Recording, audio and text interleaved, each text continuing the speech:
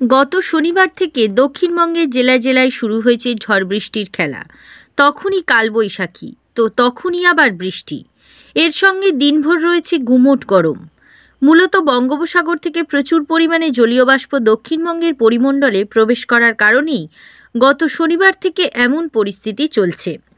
দক্ষিণবঙ্গ জুড়ে গত কয়েকদিন ধরে যে পরিস্থিতি চলছে, সেই পরিস্থিতি এখনও দিন দুয়েক চলবে বলে জানাচ্ছে হাওয়া অফিস। আকাশে মেঘের এমন ঘনঘটা এবং কালবৈশাখী ও শিলাবৃষ্টি। হাওয়া অফিসের পূর্বাভাস থেকে জানা গিয়েছে, বুধবার ভারী বৃষ্টি হতে পারে ঝাড়গ্রাম, পূর্ব মেদিনীপুর, পশ্চিম মেদিনীপুরে।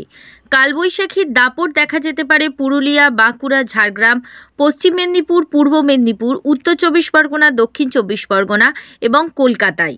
এই সকল জেলায় ঝড়ের গতিবেগ থাকবে 50 থেকে 60 কিলোমিটার, যে কারণে এই সকল জেলায় সবচেয়ে বেশি ক্ষয়ক্ষতির সম্ভাবনা রয়েছে।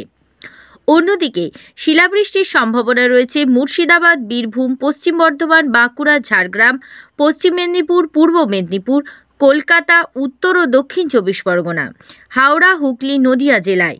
বজ্রবিদ্যুৎ সহ বৃষ্টির সম্ভাবনা রয়েছে মুর্শিদাবাদ, বীরভূম, পুরুলিয়া, বাঁকুড়া, হাওড়া এবং নদিয়া জেলায়। ঘন্টায় 40 থেকে 50 কিলোমিটার বেগে ঝড় বইতে পারে মুর্শিদাবাদ, বীরভূম, পশ্চিম বর্ধমান, পূর্ব বর্ধমান, হাওড়া, হুগলি এবং নদিয়া জেলায়। 20-3-2024 দক্ষিণ চব্বিশ পরগনা জেলা জুড়ে থাকবে মেঘলা আকাশ। বৃষ্টিরও পূর্বাভাস রয়েছে। সর্বোচ্চ তাপমাত্রা 29 ডিগ্রি সেলসিয়াস, অন্যদিকে সর্বনিম্ন তাপমাত্রা 21 ডিগ্রি সেলসিয়াস। বাতাসে আপেক্ষিক আর্দ্রতার পরিমাণ 85%। গত 24 ঘন্টায় 80% বৃষ্টিপাত হয়েছে।